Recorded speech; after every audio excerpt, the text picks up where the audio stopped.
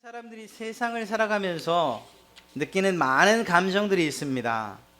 어떤 땐 슬프고, 어떤 땐 억울하고, 어떤 땐 분노에 차고, 그러나 또 반대로 어떤 땐 기쁘고 즐겁고 그냥 가만히 있어도 웃음이 나는 많은 감정들이 섞여서 만들어져 가는 것이 개개인의 인생이기도 하고 또 공동체의 모습이기도 합니다.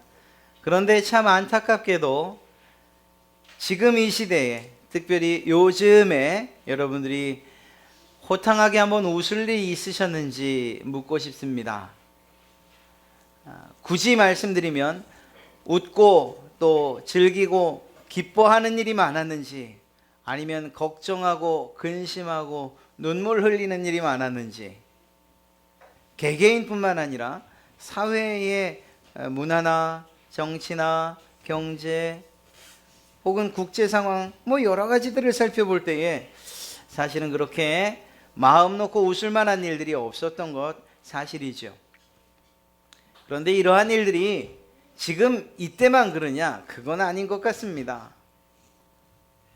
이전에도, 그리고 그 이전에도, 반대로 말하면 앞으로도, 더 앞으로 가도 이러한 근심과 걱정, 그리고 때로는 절망과 좌절 가운데에 살 수밖에 없는 것, 그것이 우리의 인생이 아닌가 생각합니다. 그것은 아마도 아담과 하와로 인한 죄의 결과이겠지요.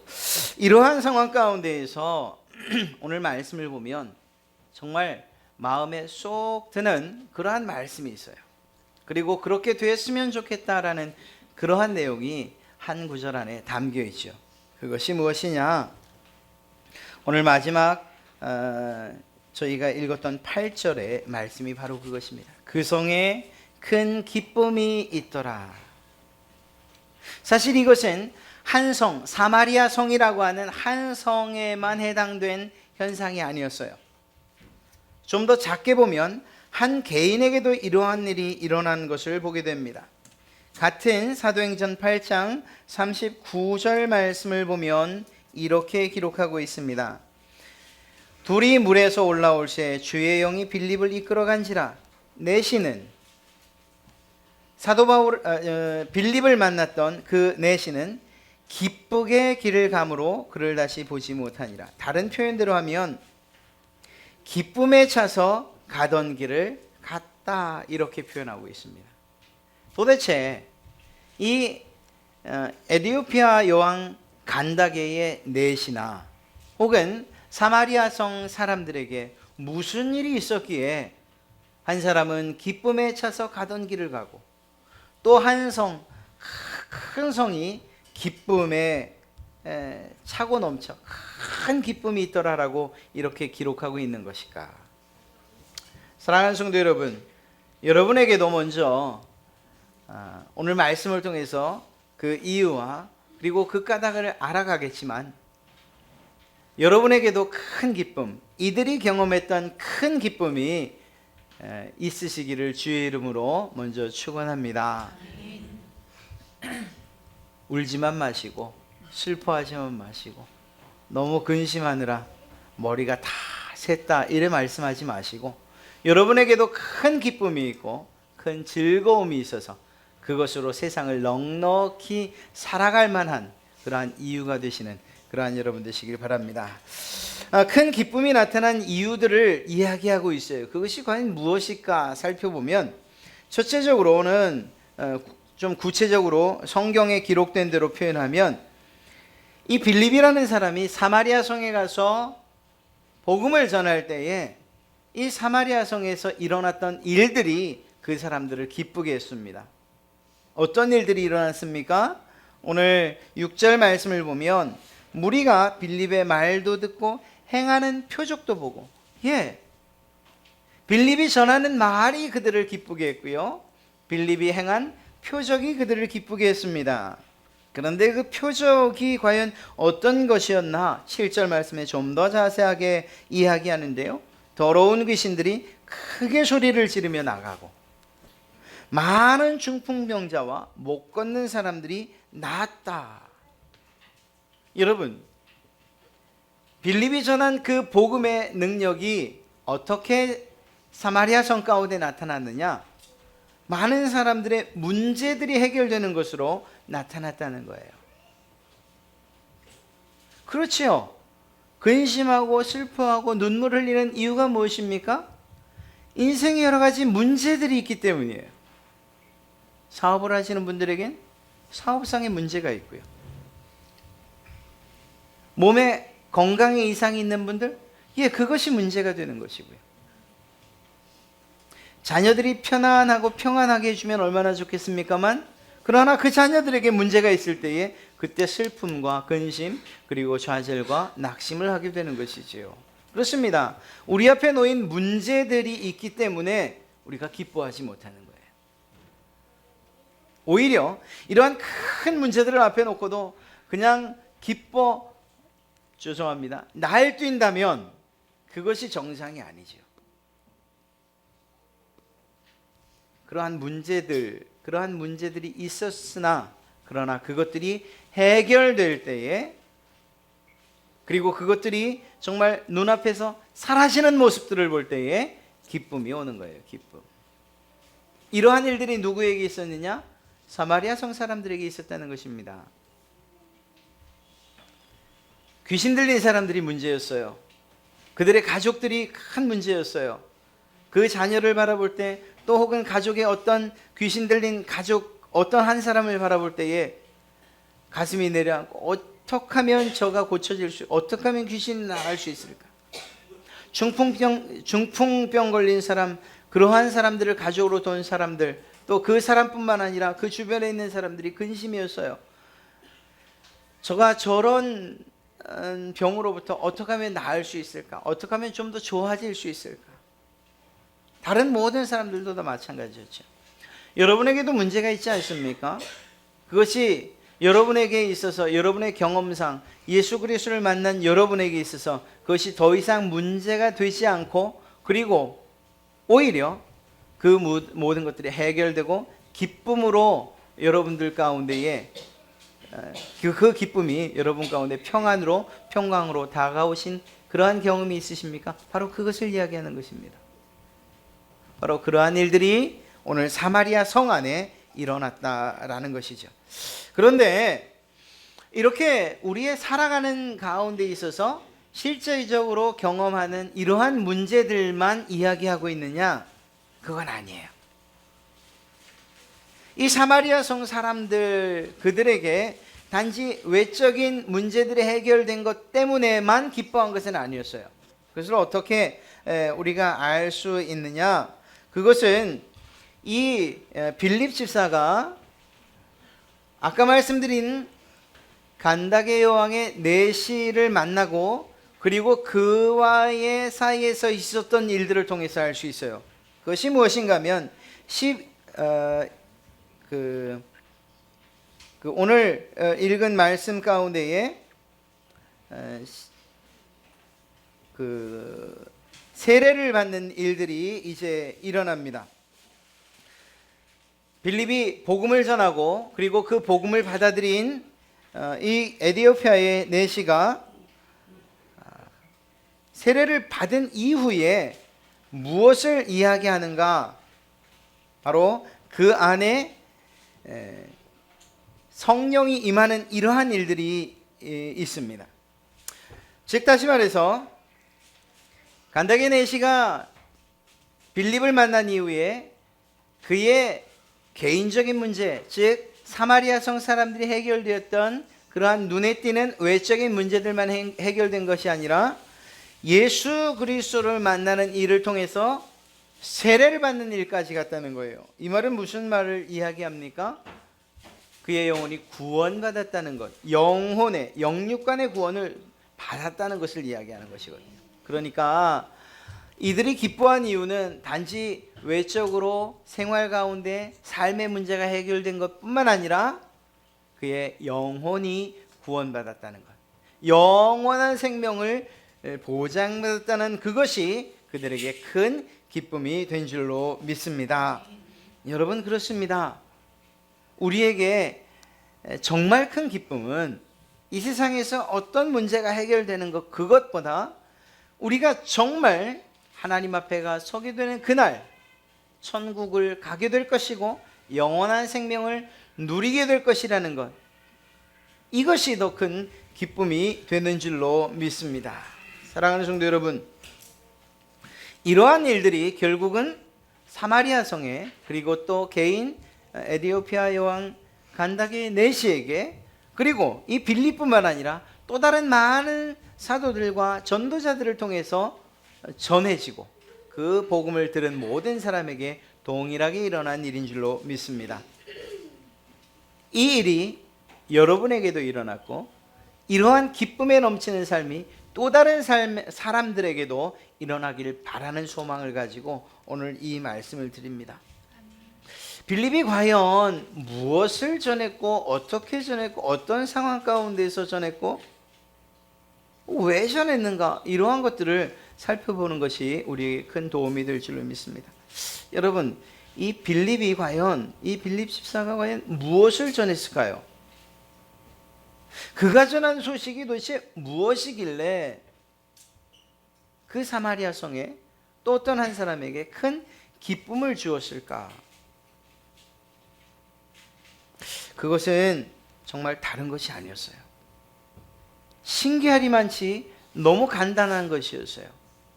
오늘 성경에는 그것에 대해서 단 한마디로 표현하고 있습니다. 5절 말씀에 빌립이 사마리아 성에 내려가 무엇을 백성에게 전파했다고요?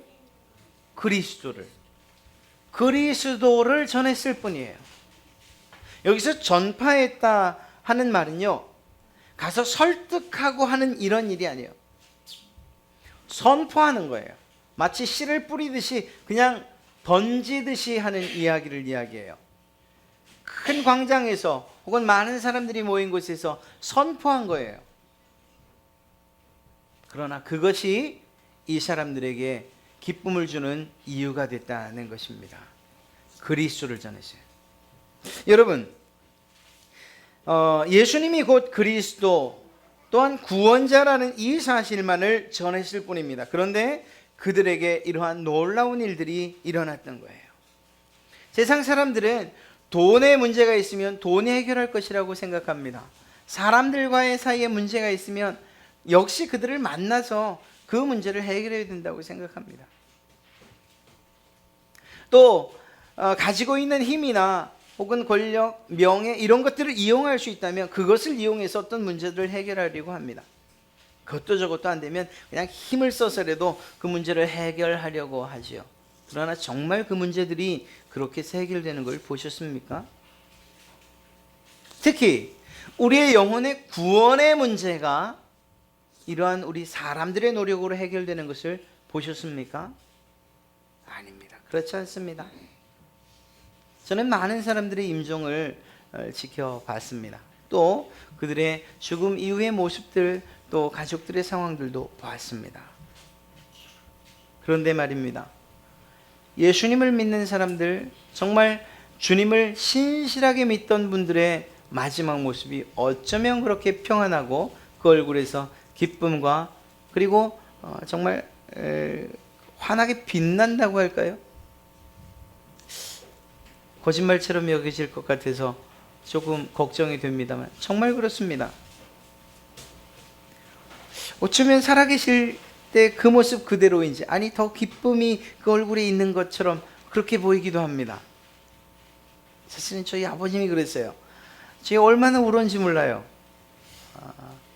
각별하게 매를 맞았고 각별하게 사랑을 받았던 터라 저에게는 너무 아쉬웠어요. 그리고 더 이상 볼 수 없다는 그게 너무 힘들었어요. 그래서 계속 울었습니다. 오죽하면 제 동생이 형 그만 좀 울면 안 돼 이렇게 얘기할 정도로요.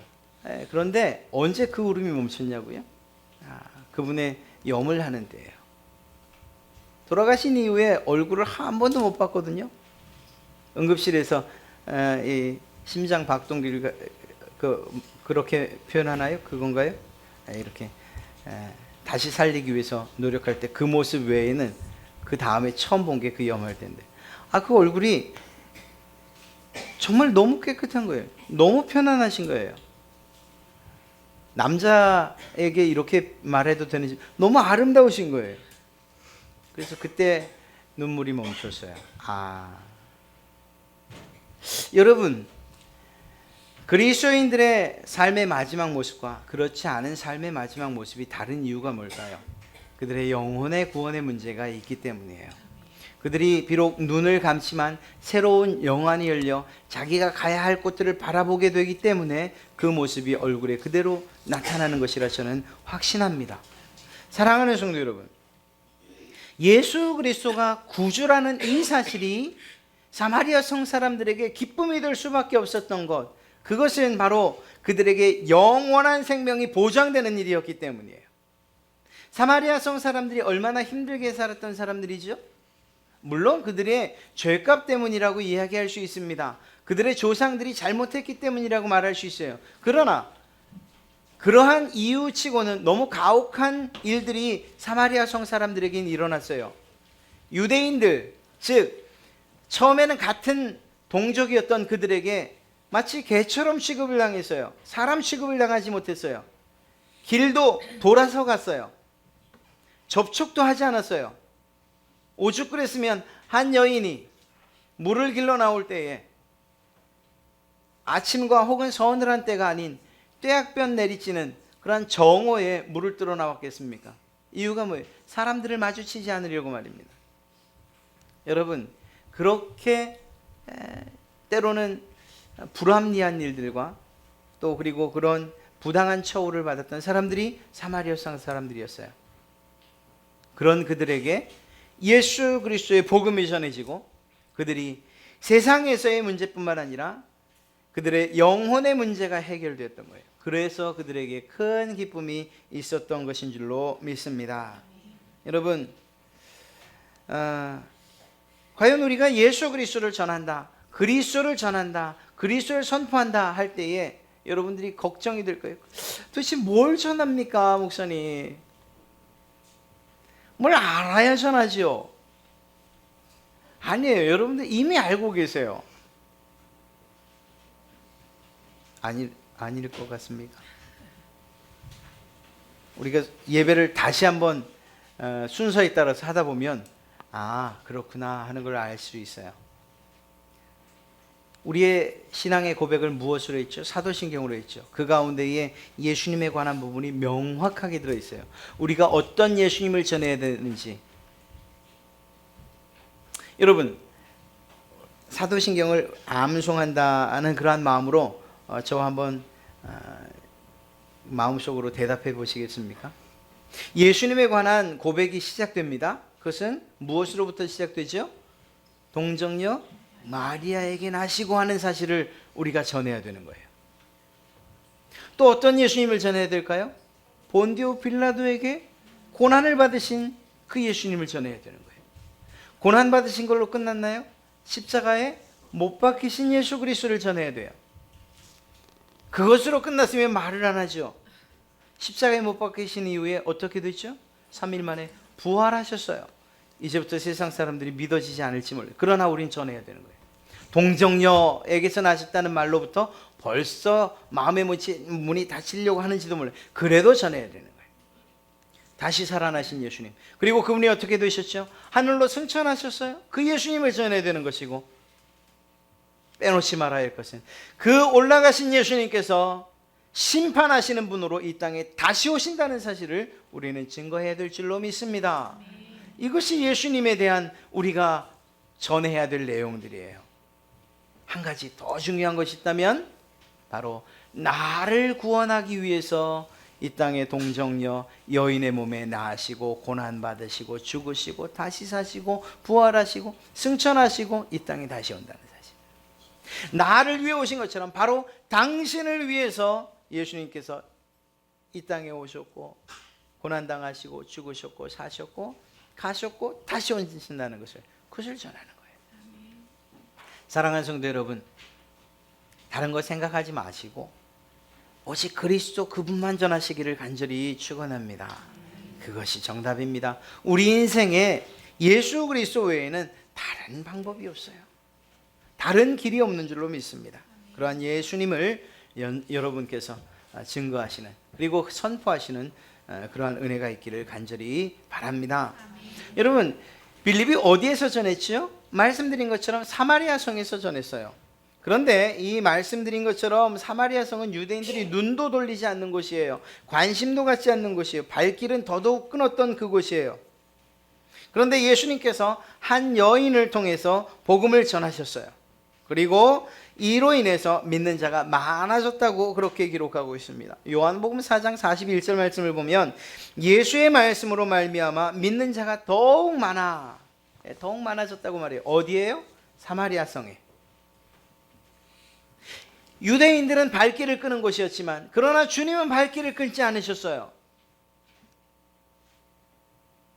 유대인들은 관심을 끊었던 곳이고 더 이상 상종하기를 거부했던 곳이었지만 그러나 예수님은 그곳으로 직접 들어가셨어요. 그리고 그곳에 주님께서 말씀을 전하셨을 때 놀라운 일들이 일어났습니다. 42절 말씀을 보면 그 여자에게 말하되, 누가? 사마리아 성 사람들이 그 여자에게 말하는 거예요.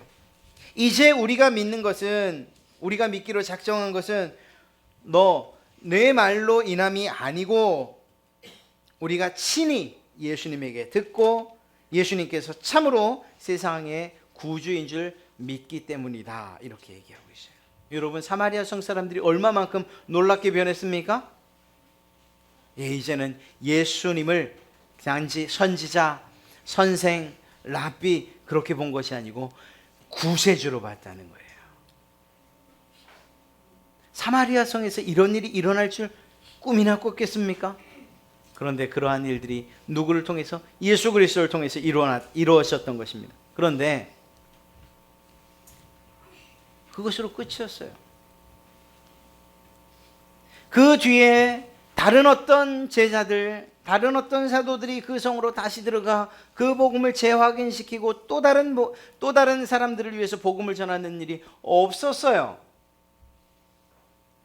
예수님께서 승천하시기 전에 지상 명령을 주시죠. 너희가 성령을 받고 그리고 권능을 받으면 예루살렘과 온 유대와 그리고 어떤 땅을 포함시키죠?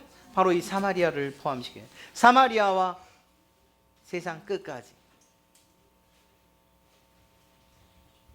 이러한 예수님의 명령에 순종했던 그러한 사도들, 제자들이 한 사람도 없었어요. 그런데 누가 그 말씀에 순종하고 갑니까? 바로 이 빌립이에요. 빌립이 그 성에 들어가서 다시금 그 예수 그리스도의 복음을 확인시키고 또 듣지 않은 많은 사람들에게 전할 때 그 성에 큰 기쁨이 넘쳐났던 것입니다. 사랑하는 성도 여러분, 혹시 여러분들 가운데 이러한 유대인들의 마음, 그러한 마음이 있지 않습니까? 그렇다면 그 마음을 곱게 접어 내려놓으십시오. 예수님께서 그 성을 바라보셨던 그 눈으로 바라보셔야 돼요. 여러분들에게 사마리아 성이 혹시 있으십니까? 여러분들의 발길이 도저히 가지 않는 곳, 눈길조차 두고 싶지 않은 곳, 마음 주고 싶지 않은 사람, 정말 원수처럼 여기는 그런 사람이 있으십니까? 오히려 그곳이 가야 할 곳이라는 거예요. 그들이 여러분들의 입을 통해 전해지는 그리스도, 그 복음을 듣고 싶어 하는 사람들이라는 것입니다. 여러분조차 그들에게 복음을 전하지 않는다면 그들이 누구에게 복음을 들을 수 있겠냐 하는 것이죠. 사랑하는 성도 여러분, 복음 전하는 일이 어렵다는 것이 바로 이런 부분에 있어서 어려운 거예요. 전하는 건 뭐가 어렵겠습니까? 아까 말씀드렸던 것처럼 예수 그리스도, 그분이 구세주라는 사실을, 또 우리가 믿어야 할 사실을 선포하는 것 뭐가 어렵겠습니까? 그런데 우리가 가야 할 때에 가야 하는 줄 알면서도 우리의 발걸음이 떨어지지 않고 우리의 마음이 열리지 않는 것, 이것이 어려운 거지요. 그때 이 빌립을 생각하시고 더 나아가 예수님을 생각하십시오. 예수님께서, 그분도 유대인이었는데 내가 사마리아 성에 들어가면 내 형제들이, 또 내 이웃들이, 내 동족들이 나를 어떻게 이야기할까, 어떻게 취급할까, 예수님이 모르시겠어요? 그러나 그럼에도 불구하고 사마리아 성으로 들어가셨고 그곳에서 구원받는 자들이 정말 많았다는 사실을 성경이 기록하고 있지 않습니까? 사랑하는 성도 여러분, 다시 말씀드리지만 우리가 전하는 일은 우리가 해요. 그러나 그 안에 열매를 맺게 하고 구원의 길로 인도하시는 그분은 오직 예수 그리스도, 또 오직 성령님이신 줄로 믿습니다. 그분을 의지해서 정말 힘든 사람들, 정말 어려운 사람들, 정말 왼수 같은 사람들이라 할지라도 주의 복음을 힘있게 전하시기를 정말 부탁드립니다. 이로 인해서 결국은 놀라운 일들이 사마리아 성 가운데 일어나지 않았습니까? 빌립이 그 대상을 가리지 않았어요. 말씀드린 것처럼 알지도 못하는 이디오피아 여왕의 내시에게도 갔어요. 왜 이러한 일들을 빌립이 했던 걸까요? 사마리아 성에 친분 있는 사람이 있었을까요? 말씀드린 것처럼 전혀 알지 못했는데 어떻게 좀 그 내시에게 좀 잘 보여서 이디오피아에서 한 자리 좀 해먹으려고 그랬을까요? 아니에요. 그렇지 않아요. 만약에 그랬더라면 그 내시의 마차에 함께 동승해서 이디오피아까지 갔어야 될 거예요. 그런데 그러지 않죠? 복음을 전하고 그가 세례를 받은 이후에 그만 성령께서 그를 옮기셔요. 다시는 빌립을 보지 못했다고 이야기하고 있어요. 사마리아 성도 마찬가지였어요. 빌립에게 도대체 그 성에 어떤 친분이 있고 어떤 생각이 있었겠습니까? 오히려 반대로 생각하면 불이익이 더 많을 수도 있었어요. 야, 유대인들이 거들떠 보지도 않는 그 성에 너는 뭐가 잘났다고 가서 거기서 복음을 전하냐? 이러한 핀잔을 예루살렘 교회로부터 들을 수도 있었을 거예요. 그건 거짓말이 아니에요. 무리한 상상도 아니에요. 고넬료라고 하는 백부장에게 복음을 전했을 때 이스라엘 교회가 뭐라고 말합니까? 야, 베드로, 당신은 사도라고 하는 사람이 어떻게 이방인들의 집에 가서 먹고 마시지? 그들에게 어떻게 복음을 전하지? 왜 전했지? 이렇게 비난하고 비방했잖아요. 빌립도 그런 비방을 들을 수 있는 소지가 다분히 있었어요. 그럼에도 불구하고 그가 복음을 전하죠. 왜냐는 거예요. 왜? 이 말을 다시 바꿔 말하면 여러분들도 복음을 전해야 돼요. 예수 그리스도를 전해야 돼요. 여러분이 가기 싫은 곳이라 할지라도 전하기 싫은 사람들에게라도 전해야 돼요. 왜냐는 거예요. 왜? 왜 그 일을 우리가 해야 되죠? 때로는 물질의 손해를 보고 시간의 손해를 보고 또는 관계가 틀어질 수도 있고 다른 사람들에게 비난과 조롱을 받을 수도 있는데 아유, 저 사람은 예수에 미쳤나 봐, 이런 소리를 들을 수도 있는데 왜 전해야 되느냐는 거예요. 왜 전해야 되느냐? 그것은 성령 하나님의 명령에 의해서 그 명령에 순종하는 마음으로, 그냥 쉽게 말하면 주님께서 명령하셨기 때문이라는 거예요. 주님께서 명령하셨기 때문에. 사마리아 성에 들어갈 때는 그가 그런 내용이 없는데요. 예, 없어요. 안타깝게도. 그런데 사실은 빌립이 복음을 전하는 그런 과정 가운데 끊임없이 개입하셨던 성령님의 역사를 보면 사마리아 성 들어갈 때도 주님께서 명령하셨던 것이 틀림없어요. 여러분, 26절 말씀을 보면 주의 사자가 빌립에게 말하여 이르되 라고 되어 있어요. 성령님께서 빌립에게 말씀하신 거예요. 하나님께서 빌립에게 명령하신 거예요. 뭐라고요? 일어나 남쪽으로 향하여 예루살렘에서 가사로 내려가는 길까지 가라. 여러분, 예루살렘에서 가사까지의 거리가 대략 한 70km 정도 돼요. 서울이 남과 북의 거리가 대략 한 30km 정도 된다고 하거든요.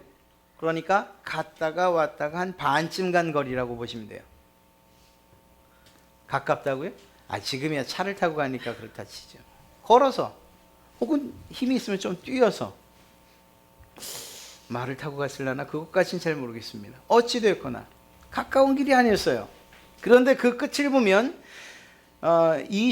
6절 마지막에 그 길은 광야라. 볼 곳도 없는 거예요. 누구를 향해서 가야 되는지, 어디로 가야 되는지, 어떤 사람을 만나야 되는지 명확치도 않았어요. 그런데 놀랍게도 빌립이 이러한 주님의 명령에 어떻게 반응하는가? 27절 말씀을 보면 일어나 가서 보니, 너무 간단하지 않습니까? 주님께서 명령하셨을 때 그가 일어나서 갔다, 이렇게 표현하고 있어요. 빌립이 다른 이유를 묻지 않은, 하나님, 만약에 제가 빌립이었다면 참 그렇게 꼬치꼬치 깨물었을지도 몰라요. 아, 어디로 가라고요? 아니, 그러니까 가사 어디로 가라고요? 어디로? 어떤 사람을 만나요? 뭐 모자 쓴 사람이? 뭐 어떤 사람을 만나야 되는 거예요? 알려주시면 내가 갈게요. 이랬을지도 몰라요. 그런데 그런 내용에 대해서 이런 방법 없어요. 그래서 주님께서 명령하시니 일어나 갔다라고 되어 있어요. 일어나 갔다.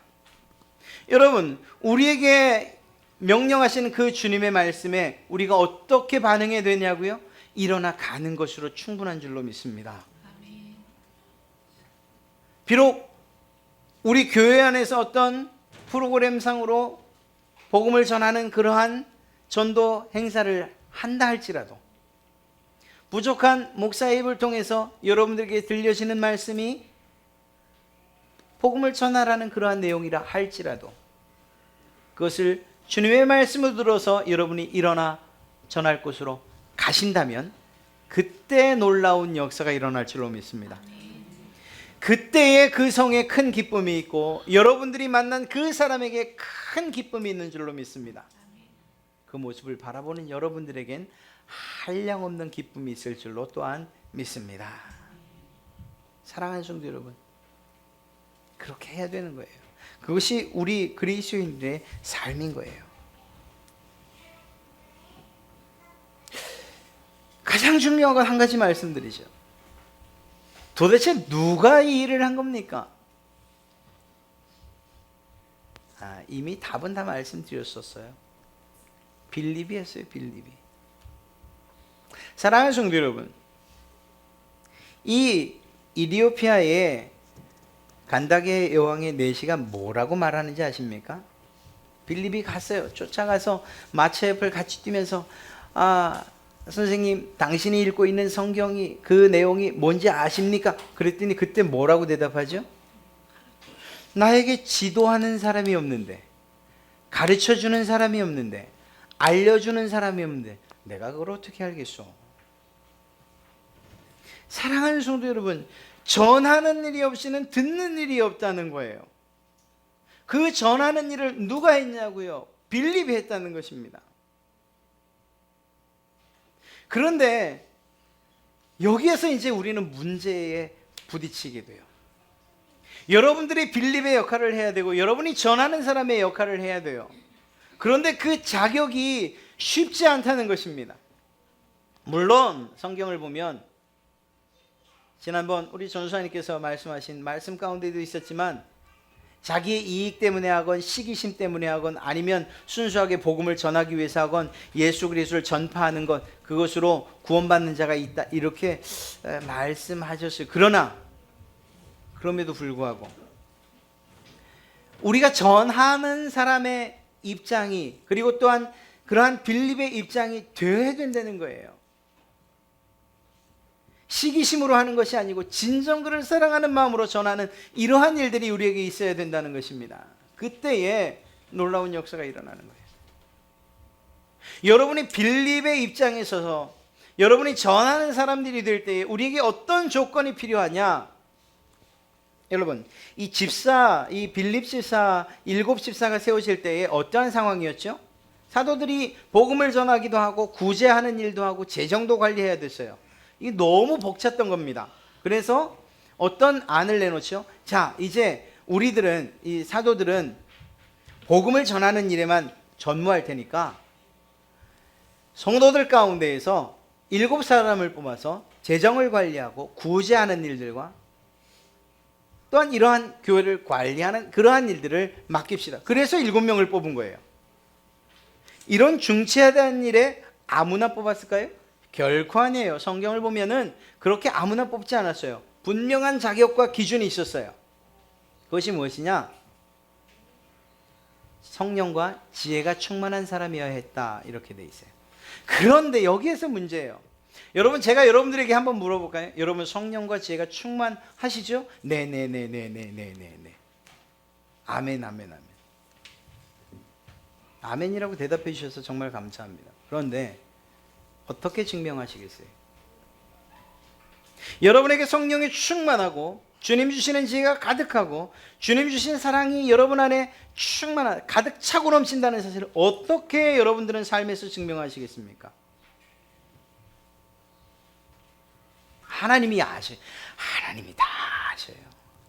내가 어떤 사람인지 하나님이 다 아셔요. 네, 사람이 모르면 안 된다는 거예요. 그래서 그 자격의 기준이 사람들에게 칭찬받는 사람이라고 성경은 분명하게 기록하고 있어요. 여러분, 제가 복음 전하는 이러한 이야기를 하다 왜 갑자기 복음 전하는 사람이 이런 사람이어야 된다고 이야기하는지 아십니까? 여러분이 정말 복음을 힘있게 증거하고 그 복음이 그들에게 기쁨이 되고 여러분들에게 능력이 되기 위해서 우리가 그런 사람이 되어야 되는 거예요. 빌립과 같은 사람이요. 성령이 충만하고 지혜가 가득한 사람이 되어야 돼요. 이것이 어떻게 나타나느냐고요? 혹여 여러분들은 알지 못한다 할지라도 주변 사람들은 다 알아요. 그래서 여러분들을 칭찬하게 된다는 거예요. 사람들에게 칭찬받지 않고서, 사람들에게 인정받지 않고서는 복음 힘없습니다. 제가 예를 들어 얘기해 볼까요? 제가 그저 여기서는 이렇게 정말 아름다운 거룩한 주의 말씀을 선포하지만 밖에 나가면 개차반처럼 산다고 생각해 보십시오. 여러분들이 길에서 화요일 날 저를 만났는데 제가 벌써 한 잔에 이렇게 하고서 아이고 안녕하십니까. 그러다 얘기를 신나게 정말 잘하는데 갑자기 이렇게요. 또 어느 날 보니까 그 뭐 무단횡단을 하고 쫙 건너오는 용감한 사람을 보니까 바로 저예요. 에? 제 삶이 그러한 모습일진데 제가 그러한 모습으로 일주일을 살고 하루 1시간을 이 앞에서 여러분들에게 이러한 거룩한 주의 복음을 전한다고 할 때 여러분들에게 어떤 감동이 있고 어떤 감흥이 있겠어요? 오히려 진아 잘하지, 이런 생각 안 들겠어요? 이젠 이러한 제가 설정해 놓은 이 이야기를 여러분들께도 한번 적용시켜 보셔야 돼요.